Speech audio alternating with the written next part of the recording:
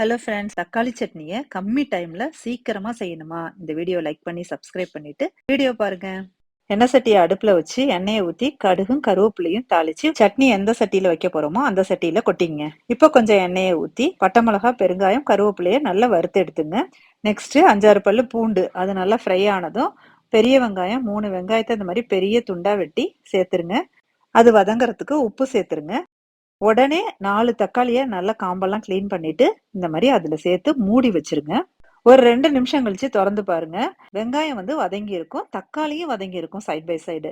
வெட்டி ஒன்னா சேர்த்தா தக்காளி சரியா வேகாது, வெங்காயம் சரியா வேகாது. ஆனா நீங்க இந்த மாதிரி சேர்த்தீங்கன்னா ரெண்டுமே வெந்துடும். இப்ப தக்காளியை நல்லா வெட்டி விட்டு 2 நிமிஷம் வதக்குனீங்கன்னா நல்லா வதங்கிடும். இதுல கொத்தமல்லி தலையும் சேர்த்து நல்லா வதக்கிட்டு ஃபர்ஸ்ட் மிளகா அதெல்லாம் வறுத்து வச்சோம்ல, அதை அடிச்சுங்க மிக்சியில. அதுக்கப்புறம் வெங்காயம் தக்காளியை நல்லா அடிச்சு தாளிச்சு வச்சதுல கொட்டி கலந்தீங்கன்னா தக்காளி சட்னி ரெடி. Thank you friends.